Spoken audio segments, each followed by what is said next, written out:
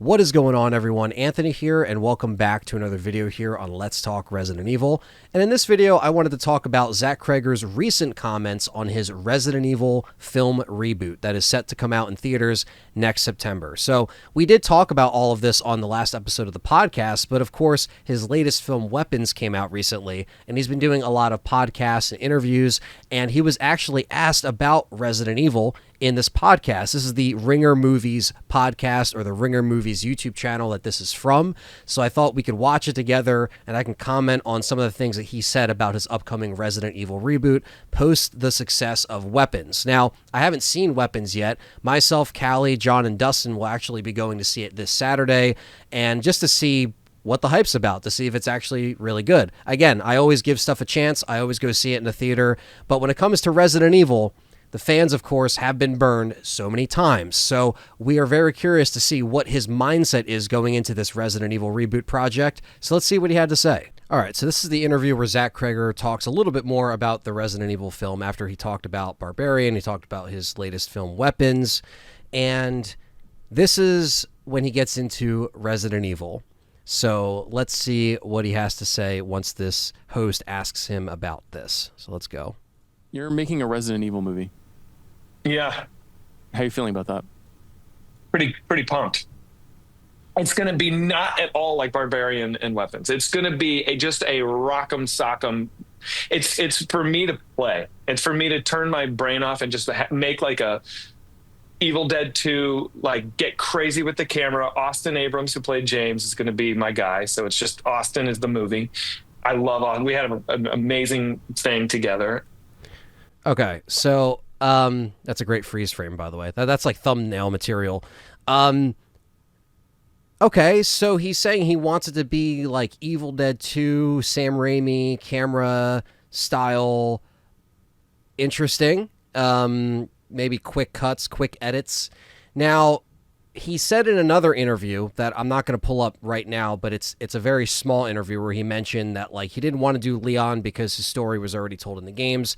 So Austin Abrams was already confirmed before this interview. I don't know if that was like official or not, but we basically knew that this character was going to be playing a new character. It wasn't in fact going to be Leon. It wasn't going to be, a character that we know. So obviously he worked with him in Weapons, and he's going to utilize him in Resident Evil. Okay, so let's continue. An amazing thing together, and I think it's a weird, fun, just like wild story, and yeah, it's not doing any of this like shifting and reinventing itself. It's like this movie follows a person from point A to point B, and it's weird in that way that it's just like a real-time foot journey where. Okay, so real-time foot journey. So that's kind of what we already expected from what we've heard, the rumblings that we heard, that it's just going to be following a character's journey, point A to point B. I'm sure there will be other characters along the way. I don't know how isolated this will be as far as like, a one-man journey, or it could be that. I'm not sure, but it's very interesting. Where you just go deeper and deeper into the depths of hell. And it's really like a love letter to the games, because I love those games. Yeah, so you got to be careful, Zach, when you say stuff like this. The love letter to the games. Okay, well, are you just telling us what we want to hear? Because that's what it's been like in all of these interviews that everyone has been hitting us up about, talking about, like, you got to hear what he said this time. This is the latest interview because he's been doing press for Weapons, and of course, this host asked him about his next film, which is Resident Evil. So that's going to be his next production immediately after this, now that Weapons is done. And yeah, so again, this doesn't really mean much hearing it from him like this. And so it's kind of my kind of homage to them. Indulge me for 1 second on this. One of my favorite things about your first two movies is that they are exactly what I am looking for at the movies, which is original, intoxicating suspense with great performances and laughs, and pretty much something that is indebted to a lot, but unlike anything I've ever seen before. That's my Thank number. You, Sean. Oh my God! Well, that's the nicest thing I've heard in this process. It's true, man, and very much. And it is something that I really care about and that I really dig. It's literally why I'm doing the show. Resident Evil is IP. and we're in the IP era. Sure. So before he continues, I just want to say that I kind of agree with the host here, and I do agree with filmmakers making their own IP, their own ideas, because a lot of things nowadays are remakes, rehashes from franchises that we know, right? Resident Evil gets rebooted every X amount of years or directors, right? Obviously, Paul Anderson had the longest stint of this, but I will say that I always do respect any filmmaker. And like I said, Barbarian was just okay, in my opinion. I'm going to be going to see Weapons Saturday, but I'll be able to kind of talk more about that, I guess, after I see it. But I do respect filmmakers that attempt new IPs, new ideas. I'm not against that. I think it's good to see refreshing takes on stuff.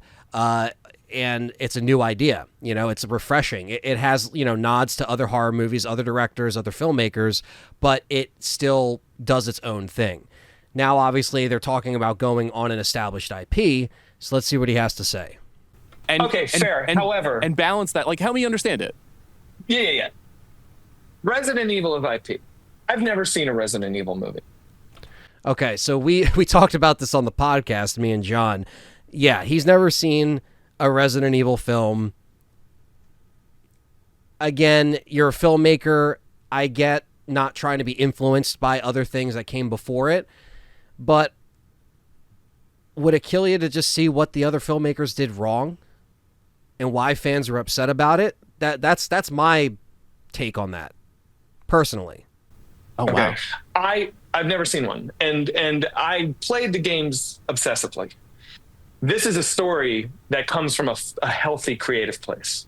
This is a story that I would have wanted to write, whether I got Resident Evil, the IP, or not. Wow. Okay. So he wanted to tell this story, whether he got the IP rights, the rights to use the IP, the name. He was going to do this anyway. So this is my fear, and I told you guys this on the podcast, and I've been vocal about this. This is what we don't want. We don't want Resident Evil slapped on this script, this story idea that he would have done anyway if he didn't get the rights from Screen Gems and Capcom and Sony. You know what I mean? Like, that already seems like a bad idea. It doesn't seem like you're going to put a lot of, you're going to make it this love letter of to the games. Okay, but like, are you just putting little things here and there? Like, that makes me completely, like, pissed about this already. I just so happen to be able to, to have these Resident Evil people be down. And so I get to play in their sandbox, and I'm honored to. And so basically, he just has a story, and because he got approached with Resident Evil, he's basically saying, all right, well, now that I can kind of lean it into those Resident Evil things that fans like, now that I can legally use, these creatures, these, I would say characters, but he's not doing characters that we know. So he's basically just like, all right, well, now that I can play in the RE sandbox, I'm just going to continue with the story that I would have told anyway. If this film was just called Walk Through the Forest, it would have been the same thing. That doesn't gel with us, Zach. It doesn't gel with us. All right? There's a problem here. The way you're saying this doesn't make any sense. Well, it makes sense to me. It makes sense that, you don't know what you're exactly doing for a Resident Evil film. You're just kind of, saying I played the games, but I got to tell this story anyway. I was going to tell this story regardless if Capcom or Screen Gems ever approached me to do this Resident Evil film, use the IP. That's a slippery slope, because will it even feel like Resident Evil? Is this going to be just some weird, walk through point A to point B with some, quirky Evil Dead camera work, giving a nod to Sam Raimi, which, again, I'm not against Evil Dead 2 and that camera work, but, is this story even going to feel like it belongs in the world of Resident Evil? Then why even do it? Just because it's a good paycheck, it's a good payday, you're able to play in their sandbox and use a hunter here, use a licker there, use a Cerberus here. Like, is that all it's going to be? Just little, drops of, enemies? And then these characters just are, your own original ideas? I don't care if you want to, make some creative liberties and maybe add some other characters within our Resident Evil characters that we know. Paul Anderson did that. Sometimes it worked, sometimes it didn't, right? They added Peyton, right, and Apocalypse, or obviously the whole fucking squad in the first Resident Evil film.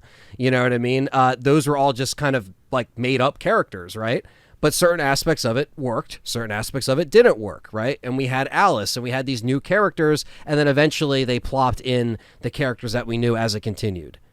But this just seems like he just had this idea and was like, well, cool. If I could make this Resident Evil, I'm just going to slap that on there. They're going to give me the money that I want. Screen Gems and Sony, they have money. And the story he was going to tell anyway. I'm stoked that I get to tell a story that I actually love. I don't need to do this. I'm in a healthy enough place where I can go make a different original movie, and it's fine. I'm doing it because I think this movie's going to be fucking awesome. And so, I get that it's IP, and I get that there's people who are going to be like, why? And yeah, that's me. Why? Because he's just like, well, yeah, I'm just doing it because I just know it's going to be fucking awesome, and I know that they're going to give me money to do it, and that's it. So technically, this is like his own original story with Resident Evil slapped on it. That's what this confirms, guys and gals. My hope is that when you see Resident Evil, you'd be like, no, I get it, dude, that was awesome.